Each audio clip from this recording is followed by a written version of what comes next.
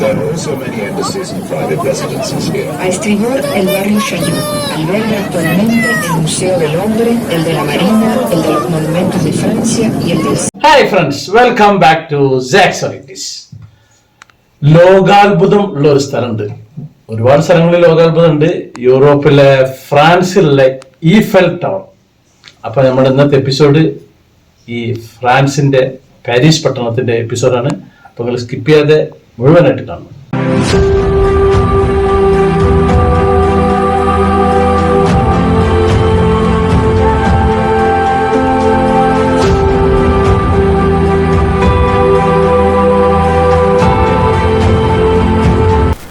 ഫ്രഞ്ചുകാരുടെ രാജ്യമുണ്ട് ഫ്രാൻസിൻ്റെ തലസ്ഥാനമുണ്ട് Paris. ഫ്രഞ്ചിൽ അതിന് പാരി എന്നറിയും. അപ്പോൾ അവിടേക്കാണ് നമ്മളുടെ യാത്ര. ഈ വടക്കൻ ഫ്രാൻസിൻ്റെ അവിടെ ഒരു സീൻ നദി ഉണ്ട്, അതിന് സെയിൻ നദി എന്ന് പറയും.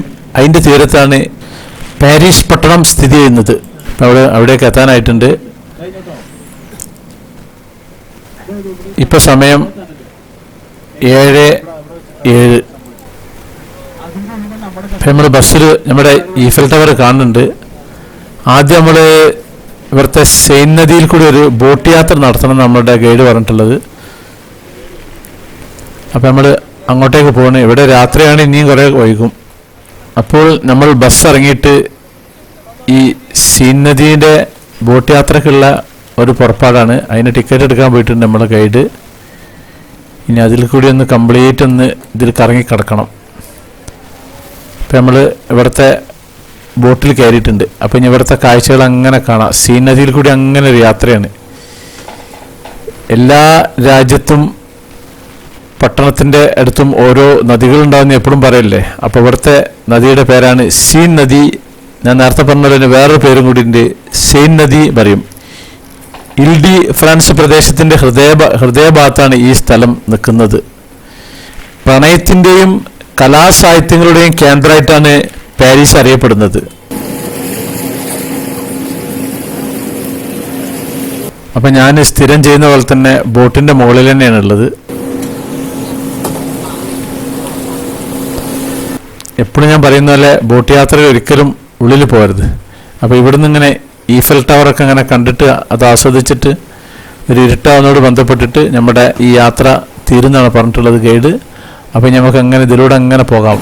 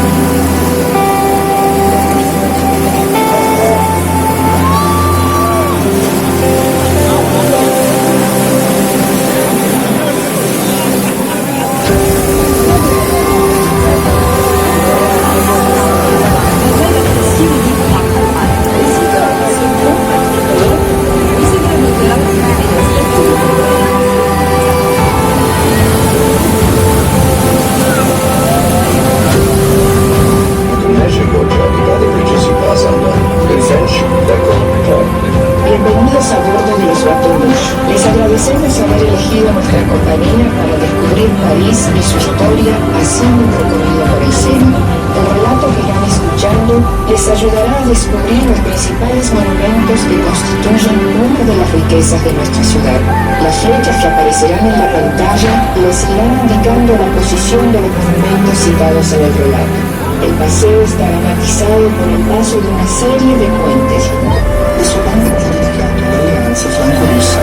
亚历山大30桥，它的现代风格极富魅力。金属桥身装饰了1900年的石雕和青铜雕塑，它是为纪念法国结婚而建造的。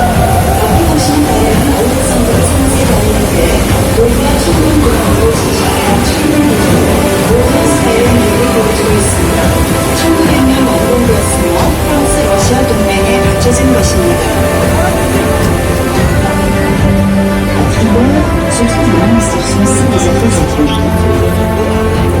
是其中之一。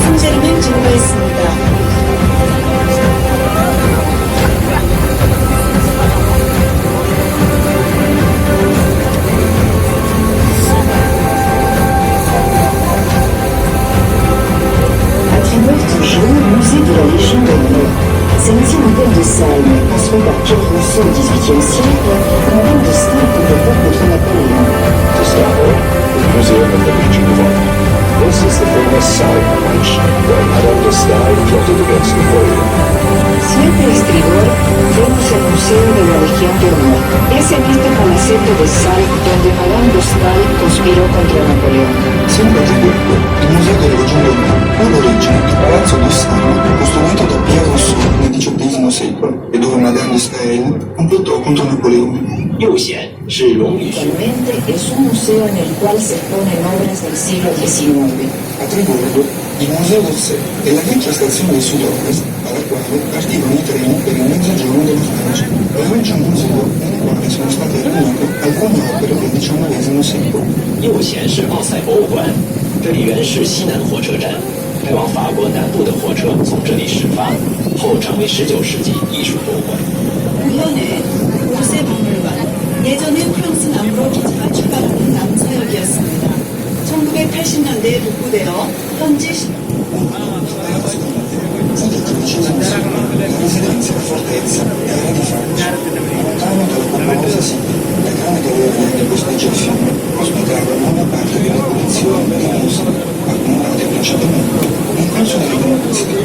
左贤是卢浮宫，从13世纪起，这里便是法兰西国王的住所和要塞，为民选和市中心。博物馆是自19年为非营利组织，其主要是银色商业组织。 광장을 한가보기로 한 부분은 파라다이스에서 유래합니다. 이 광장에 전국 국도의 거리 직전이 시작되는 제로 지점이 있습니다. 벽면에 쇼핑 메뉴를 제공해서 보실 수 있습니다. 지하에는 고대 신앙의 유적입니다.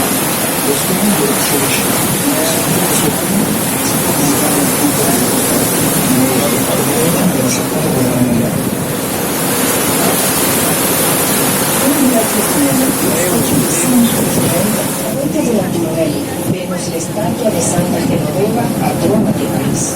Il ponte della Giovane, la statua di Santa Genoveva, patrona di Parigi. 在的桥，桥上有巴黎首富女神三子神的帖子的雕像。 라푸르네 다리, 파리의 수호 여신인 생트 줄비에도 동상이 있습니다. À Tribord aussi,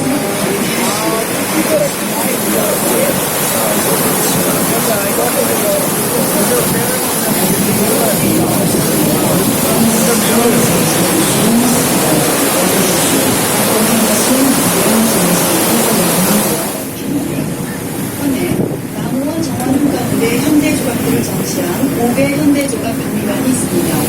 뒤편에 17세기 루이 13세를 위해서 개방한 신관이 있습니다.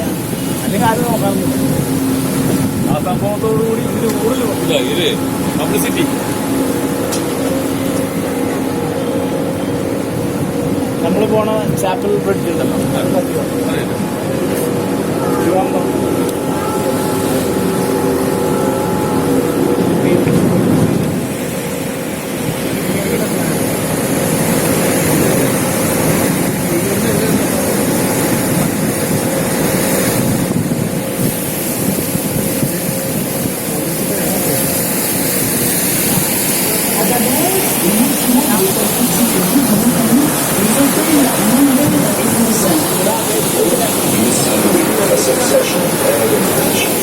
Ahora podemos encontrar muchos palacetes entre los cuales distinguimos el de Lambert y el de Lozán, que fueron construidos por Lego.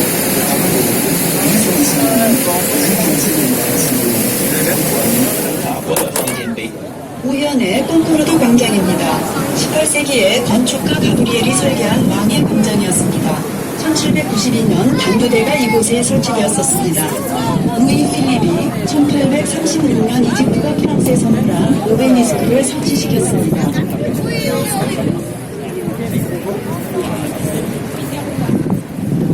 À vapeur, hôtel des Invalides. Cet hôtel de mansarde abrite aujourd'hui le tombeau de Napoléon. Quartier des Champs-Élysées. Ce quartier où danseurs des grisettes et campeurs des Cosaques en 1815 commence derrière notre port de la Conférence.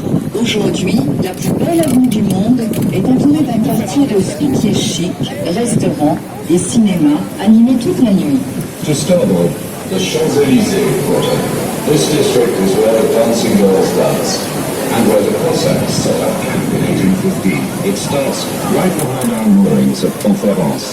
Today, the most beautiful avenue in the world is at the heart of a district of chic boutiques, restaurants and cinemas. A estribor, el barrio de los Campos Elíseos. Este barrio comienza de 今天，这条世界最美大街两侧遍布高档店铺、餐馆和影院，灯火彻夜通明。 Pont de l'Alma. Face à vous, le pont de l'Alma et son zouave permet d'apprécier le niveau des expositions universelles. ഇപ്പോൾ സമയം രാത്രി 8:30 മണി. ഇപ്പോഴും സൂര്യൻ അസ്തമിച്ചിട്ടില്ല. Celui de Citroën, en 1925, est un émetteur encore actif depuis la guerre de 14. To port the Eiffel Tower, it was created 的地方，今天这条世界最美大街两侧遍布高档店铺、餐馆和影院。 para la Exposición Universal de Quartier des Champs-Élysées. Ce quartier où dansèrent les grisettes et campèrent les cosaques en 1815 commence derrière notre port de la Conférence. Aujourd'hui, la plus belle avenue du monde est entourée d'un quartier de fripiers chics, restaurants et cinémas animés toute la nuit. to starboard the Champs-Élysées quarter. This district is where the dancing girls dance and where the Cossacks set up camp in 1815. It starts right behind our moorings at Conference. Today, the most beautiful avenue in the world is at the heart of a district of chic boutiques, restaurants and cinemas. A estribor, el barrio de Birakeim. Son nom vient de la bataille de 1942 et des quelques Français libres de Koenig. The pont de Bir Hakeim, it is named after the battle of 1942 and the few free French of Koenig. El puente de Birakeim toma su nombre de la batalla de 1942 y de algunos franceses libres de Koenig. Ponte di Birakeim, costruito nel 1909. L'origine del suo nome proviene da una battaglia del 1942. 比哈盖姆桥，这座桥因1942年那场战役和科尼将军领导的自由法兰西战士而得名。 Senna è la palpitante arteria di Parigi. Dal 1905 l'andirivieni dei battelli pubblici va declinando a causa della concorrenza della metropolitana. Ma dal 1900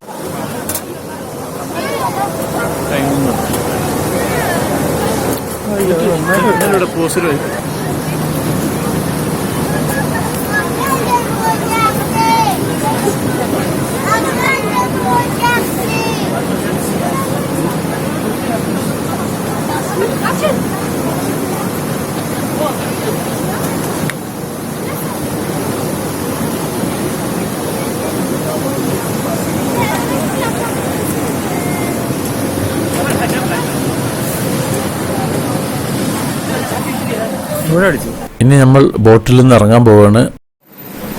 ഇപ്പം ഞാൻ ഉള്ളത് Paris സിറ്റിയിൽ. ഇവിടെ ഒരു round about ഉണ്ട്. ഇവിടുന്ന് സ്വല്പം പോയിട്ടുണ്ടെങ്കിൽ നമ്മുടെ ഈഫൽ ടവർ കാണാം. ഈഫൽ ടവറിലേക്ക് ഇപ്പം ഇന്ന് കയറുന്നില്ല, ഇനി നാളെ രാവിലെ കയറാനിരിക്കുന്നത്. അപ്പോൾ ഈഫൽ ടവർ രാത്രി ഓരോ മണിക്കൂറിലും, ഇപ്പോൾ ഉദാഹരണത്തിന് ഇപ്പോൾ സമയം 10 മണിയാണ് രാത്രി 10 മണിക്ക് ഇനി കുറച്ചുകൂടി സമയം ബാക്കിയുണ്ട്. ഈ 10 മണി മുതൽ ഒരു 10:05 വരെ ഒരു ലൈറ്റ് തെളിയിക്കും. അപ്പോൾ ആ ഒരു ലൈറ്റ് കാണണമെങ്കിൽ രാത്രി അതിൻ്റെ പുറത്ത് ദൂരത്ത് നോക്കിയെങ്കിലുള്ളൂ ആ ഒരു കാഴ്ച കിട്ടുള്ളൂ. അപ്പോൾ അതിനു വേണ്ടിയിട്ട് ഇപ്പോൾ അങ്ങോട്ടേക്ക് പോവാണ്.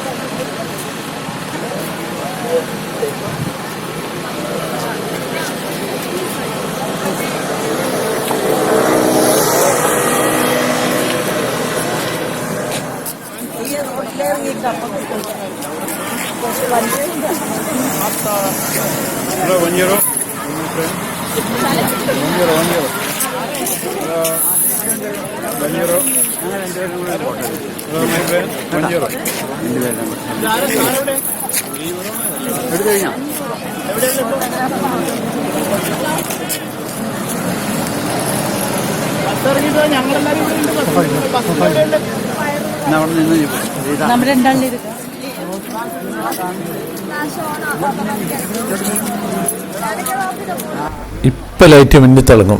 ഇതാണ് ഞാൻ പറഞ്ഞ ആ മണിക്കൂറിൻ്റെ ഫസ്റ്റിലുള്ള ആ ലൈറ്റ് മിന്നുന്നത്.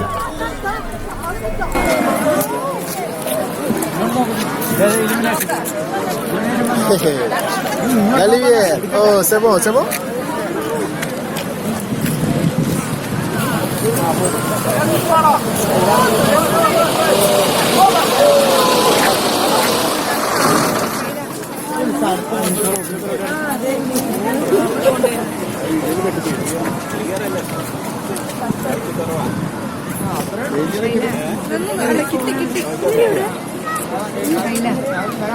ആരൊന്നും കണ്ടല്ലേ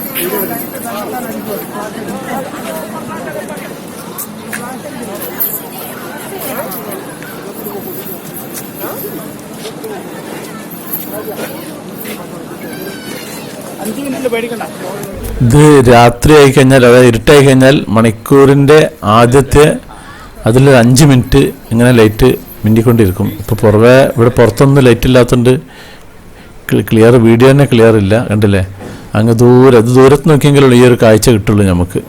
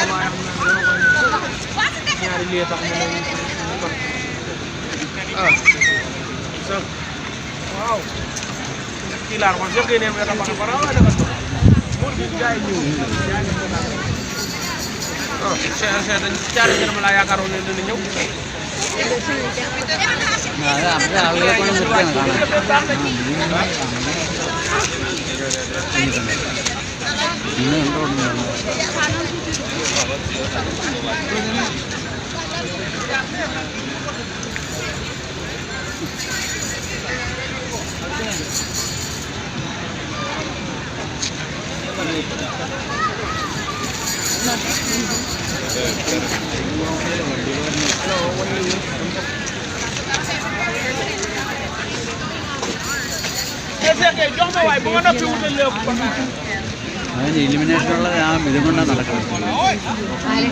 ആ വെക്കാൻ നടക്കുന്നത് അത് കണ്ടില്ല. ഇലിമിനേഷൻ എൻ്റെ കയ്യിൽ ചെയ്യുന്നു.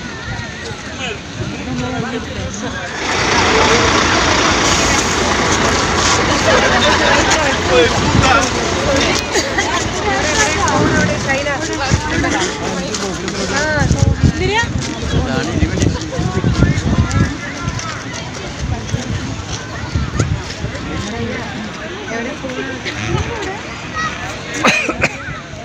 ആരൊന്നും മിണ്ടരുത്.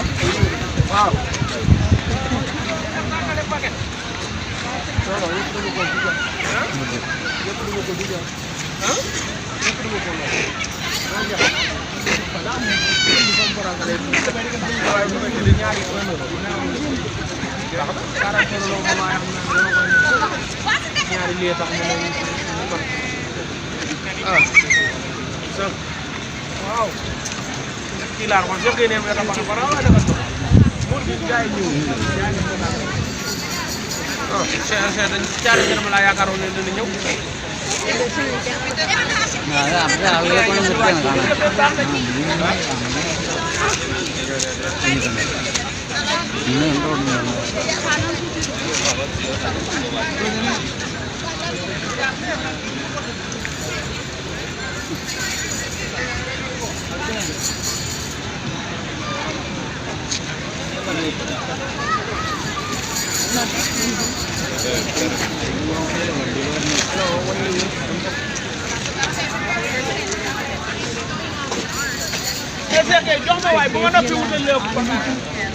അതിന് ഇലിമിനേഷനുള്ള ആ ഇതും കൊണ്ടാണ് നടക്കുന്നത്.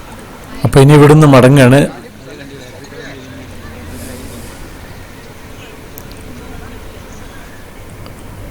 ഇനി നേരെ ഹോട്ടലിലേക്ക്. ഇപ്പം നമ്മൾ ബസ് പുറപ്പെട്ടിട്ടുണ്ട്. ഇനി ഒന്ന് ഉറങ്ങി ഇനി രാവിലെ എണീച്ചിട്ട് തിരിച്ചിങ്ങോട്ടേക്ക് തന്നെ വരും വേണം ഈഫൽ ടവർ കാണാൻ വേണ്ടിയിട്ട്. പാരീസ് സിറ്റിയിൽ കൂടിയാണ് ഇപ്പം ഇങ്ങനെ പോകുന്നത്. ഉണ്ടല്ലേ, നല്ല അടിപൊളി ലൈറ്റും കാര്യങ്ങളൊക്കെ ഇട്ടിട്ട്.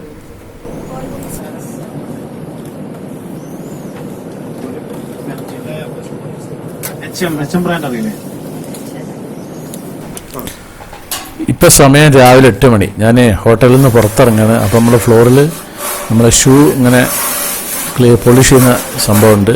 അപ്പോൾ അതൊക്കെ ഒന്ന് പോളിഷ് ചെയ്തിട്ട് ഇനി ബ്രേക്ക്ഫാസ്റ്റും കഴിച്ചിട്ട് അങ്ങോട്ട് രാവിലെ കറങ്ങാൻ പോകണം.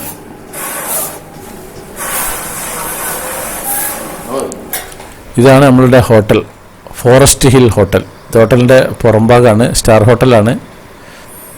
ചെറുതായിട്ടൊരു മഴ പെയ്തിരിക്കുന്നു ഇവിടെ. അപ്പോൾ അതൊന്ന് ഇവിടെയൊക്കെ ഒന്ന് നനഞ്ഞിട്ടുണ്ട്. ഇതിൻ്റെ തൊട്ടടുത്ത് ഇങ്ങനെ കുറേ ചെറിയ കാടും കാര്യങ്ങളൊക്കെ ഉണ്ട്.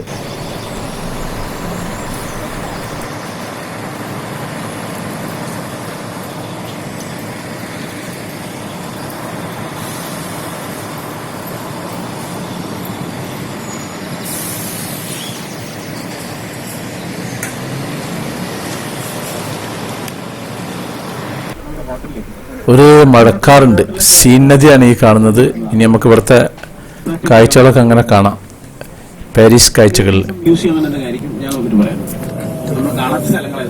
അതാണ് നമ്മൾ ഇന്നലെ മറ്റേ സ്റ്റാച്യു ഓഫ് ലിബർട്ടി കണ്ടത്.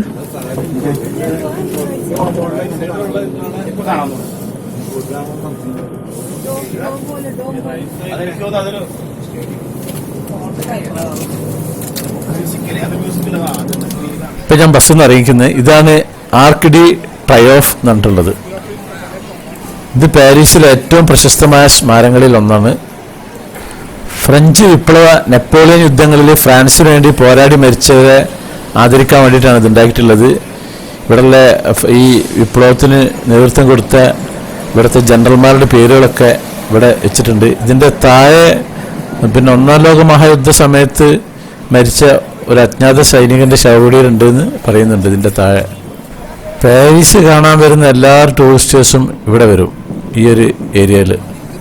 ഇവിടേക്ക് ഡി ലാ കോൺകർ എന്നാണ് പറയുക. ഇവിടെ ഫ്രാൻസിലെ ഒരു പൊതു ചതുരാണ്. ഇവിടെ 19 ഏക്കർ വിസ്തീർണമുള്ള ഇവിടുത്തെ തലസ്ഥാനത്തെ ഏറ്റവും വലിയൊരു ചതുരാണ്. മുമ്പ് ഫ്രഞ്ച് വിപ്ലവത്തിൻ്റെ കാലത്ത് ഇവിടെ ഇവരെ വധശിക്ഷ നടപ്പാക്കിയിരുന്ന സ്ഥലമാണ് ഈ ഒരു ഭാഗം.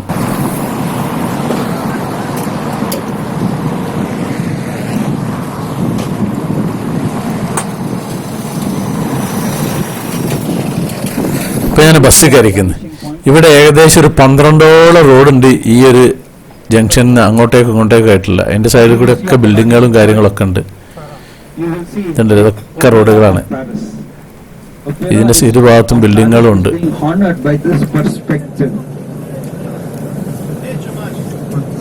എങ്ങനെയാണ് പാരീസിലെ മോണുമെന്റ്സ് ഒക്കെ ഹൈലൈറ്റ് ചെയ്യുന്നത്?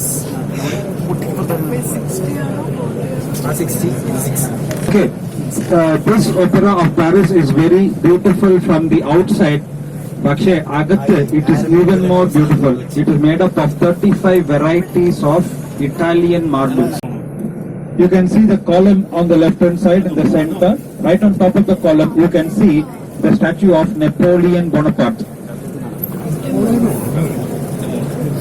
Okay, what is to be seen in a square? അത് റെവല്യൂഷൻ കഴിഞ്ഞിട്ട് ആരാ പവറിൽ വന്നത്? Napoleon Bonaparte. So erected his own column. He came up with laws. പുള്ളി പറഞ്ഞത് എന്തെന്ന് വെച്ചാൽ ഈ റോഡിന്റെ വിഡ്ത്ത് എത്രയുണ്ട് അതാണ് ഈ ബിൽഡിങ്സിന്റെ ഹൈറ്റ്.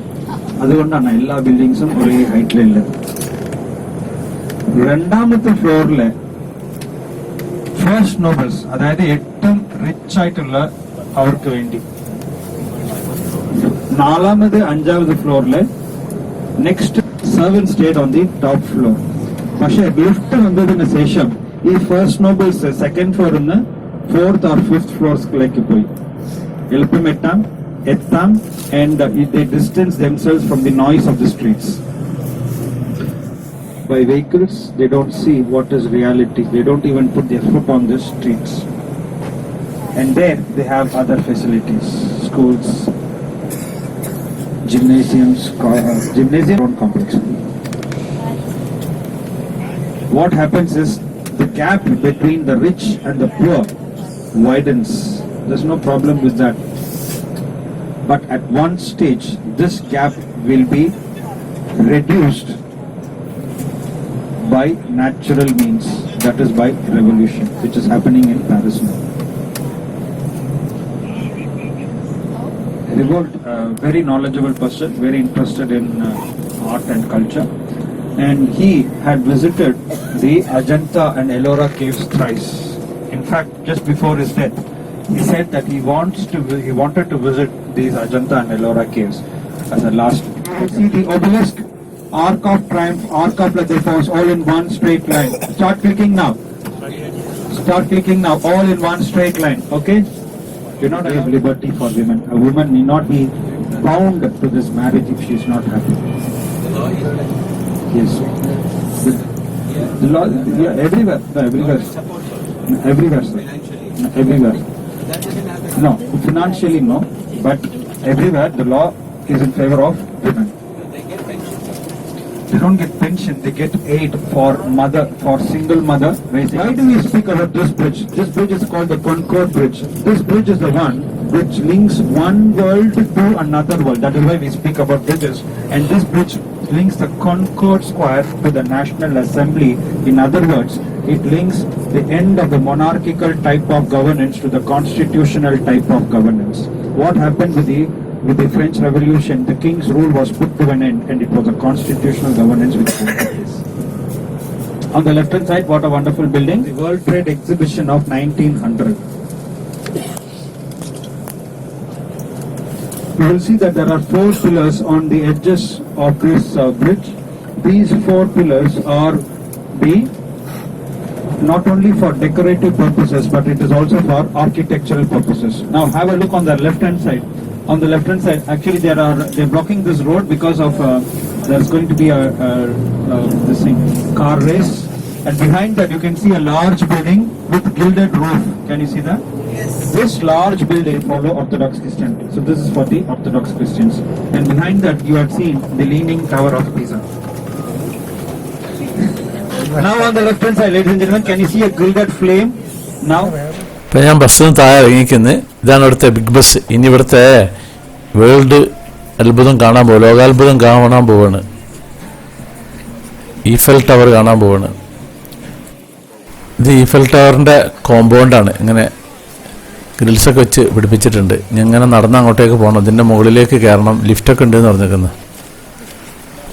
അത്യാവശ്യം ചെറുതായിട്ടൊരു മേഘം, പിന്നെ മഴക്കാറുണ്ട്, ചെറുതായിട്ട് ചാറുന്നുണ്ട്, മഴ ചാറുന്നുണ്ട്. ഇതാണ് സംഭവം, ഈഫൽ ടവർ, ലോകാത്ഭുതം. ഞാൻ ഇപ്പം നിൽക്കുന്നത് നേരെ ചോട്ടിലാണ്, ഈഫൽ ടവറിൻ്റെ നേരെ സെൻറ്ററിലാണ് ഈ കാണുന്നുണ്ടല്ലേ. ഇതിൻ്റെ സെൻറ്ററാണ് ഇപ്പോൾ നിൽക്കുന്നത് ഈ ഭാഗം. ഇതിൻ്റെ മുകളിലേക്ക് കയറണം. ഈ പാരീസിലെ ചാം ഡി മാർസിലെ ഇരുമ്പ് ലാറ്റിസ് ടവറാണ് ഈ ഈഫൽ ടവർ.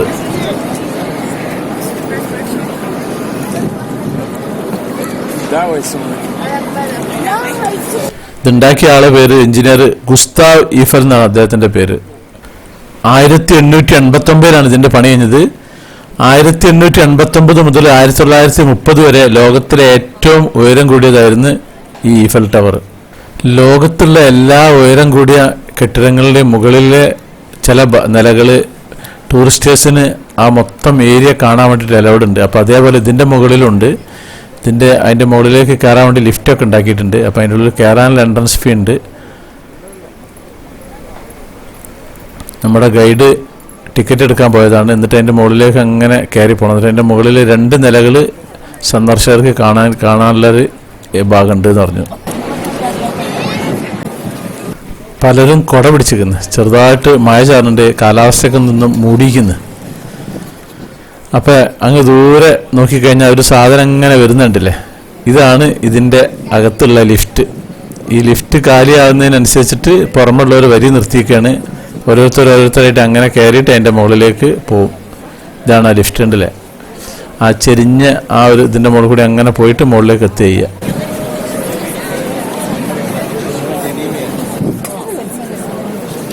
ഇപ്പം ഞാൻ ഇതിൻ്റെ അകത്തേക്ക് കയറിയിരിക്കുന്നത്. ഇനി ലിഫ്റ്റിന് വേണ്ടി കാത്തു നിൽക്കുകയാണ്. അത് താഴത്ത് എത്തിക്കഴിഞ്ഞാൽ അതിൻ്റെ മുകളിലേക്ക് കയറിയിട്ട് അങ്ങനെ അങ്ങോട്ടേക്ക് മുകളിലേക്ക് പോകണം. അപ്പോൾ ലിഫ്റ്റ് എത്തിയിട്ടുണ്ട്. ഞാൻ അതിൽ കയറുകയാണ്. ഫുള്ള് ജനങ്ങളാണ് ഇതിൻ്റെ അകത്ത്. ഇപ്പം ഞാൻ ടോപ്പിലെത്തിക്കുന്നത്. ഇനി പാരീസ് പട്ടണം കംപ്ലീറ്റ് നമുക്കൊന്നിങ്ങനെ കാണാം 360 ഡിഗ്രിയിൽ.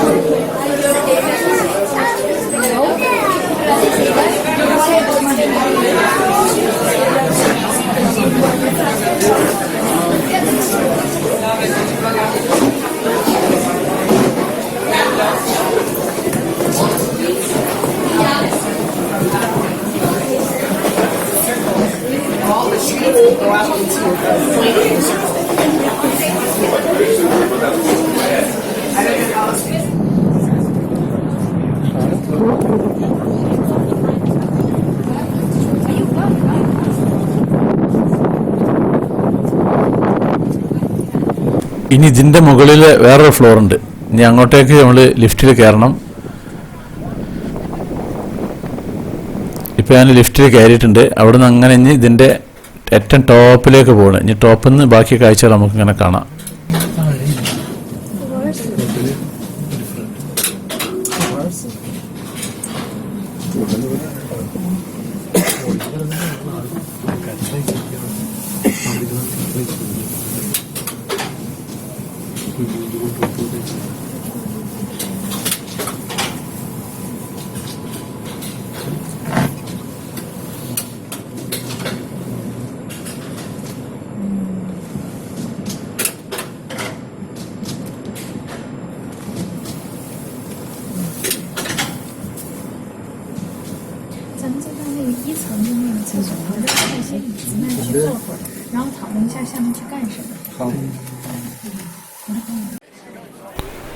ഇപ്പം ഞാൻ ഏറ്റവും ടോപ്പിലെത്തിക്കുന്നത്. നമുക്ക് ഇവിടുത്തെ കാഴ്ചകളും കുറച്ച് ഷോപ്പൊക്കെ ഉണ്ടാക്കുമെന്ന് സന്ദർശിക്കാം.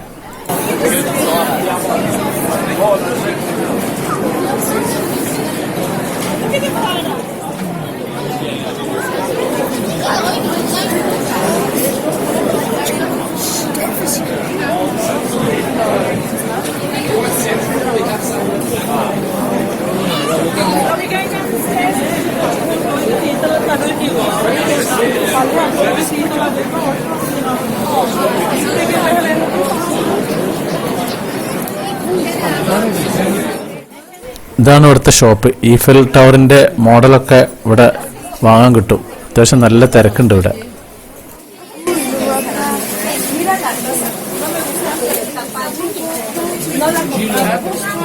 Compramos la he can get a discount.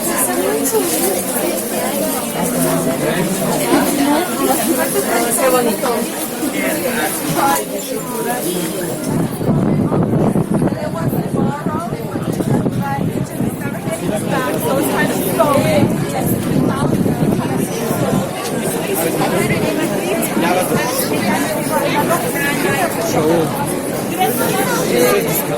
¿Tienes tu tomando a mí? Sí, te estoy tomando. Okay,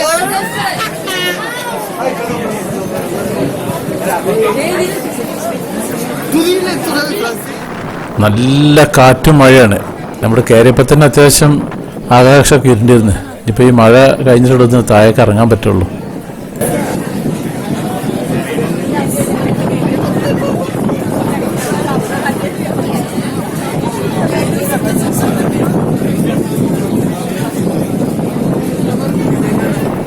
ഇപ്പം ഞാനുള്ളത് പാരീസിലെ ഒരു പ്രസിദ്ധമായ മ്യൂസിയം ഉണ്ട്, ലൂവ്രെ മ്യൂസിയത്തിൻ്റെ അകത്താണുള്ളത്. ഇവിടെ ഒരു പ്രത്യേകത ഉണ്ട്, ഒരു പ്രധാനപ്പെട്ട ഒരു ഛായാചിത്രമുള്ള സ്ഥലമാണ്. അപ്പോൾ നമുക്ക് ഇതിൻ്റെ അകത്തെ കാഴ്ചകളൊക്കെ അങ്ങനെ കാണാം. 1793 ഇത് നിർമ്മിച്ചിട്ടുള്ളത്. പിന്നെ അതിന് ശേഷം കുറച്ച് മോഡിഫൈ ചെയ്തിട്ടുണ്ട്. പാരീസിൻ്റെ മധ്യഭാഗത്ത്, അതായത് ട്യൂലറീസ് ഗാർഡനോട് ചേർന്നിട്ടാണ് ഈ ലൂവ്രെ കൊട്ടാരത്തിനകത്താണ് ഈ ലൂവ്രെ മ്യൂസിയം ഉള്ളത്. ഇതിൻ്റെ ഒരു പിരമിഡിൻ്റെ മോഡലൊരു ഗ്ലാസ് ടൈപ്പാണ് ഇതിൻ്റെ ഇതുള്ളത്. സെൻട്രൽ ഇങ്ങനെ ഇതൊരു പിരമിഡ് മോഡലാണ് ഈ കാണുന്നത്. അതായത് സാധാരണ റോഡ് ലെവലിൽ നിന്നും താഴെയാണ് ഇതിൻ്റെ ഫ്ലോർ നിൽക്കുന്നത്. ഇനി ഇതിൻ്റെ അകത്തെ കാഴ്ചകളൊക്കെ അങ്ങനെ കറങ്ങി കാണണം.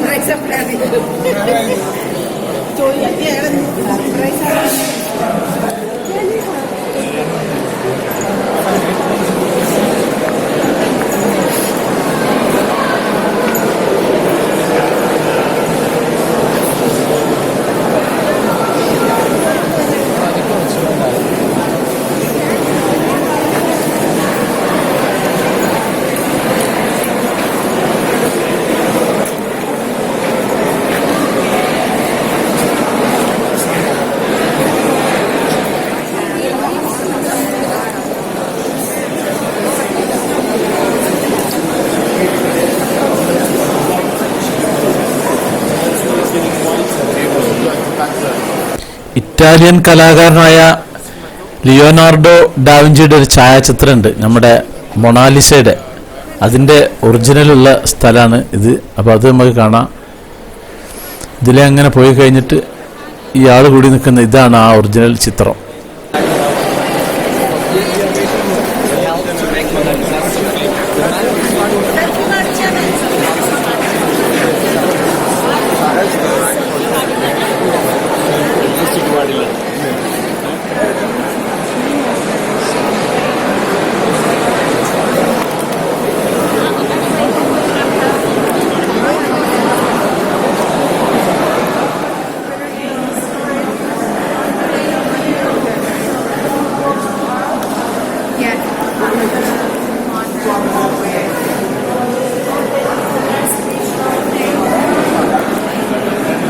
അങ്ങനെ മ്യൂസിയത്തിൽ നിന്ന് ഇറങ്ങി കഴിഞ്ഞാൽ നേരെ ഹോട്ടലിലേക്ക്. അപ്പോൾ ഈ ഒരു എപ്പിസോഡ് നിർത്തുകയാണ്.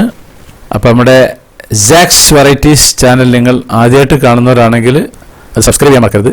പിന്നെ അതുപോലെ ലൈക്ക് ചെയ്യാൻ മറക്കരുത്, കമൻറ്റ് ചെയ്യാൻ മറക്കരുത്, ഷെയർ ചെയ്യാൻ മറക്കരുത്. എന്നാൽ താങ്ക് യു.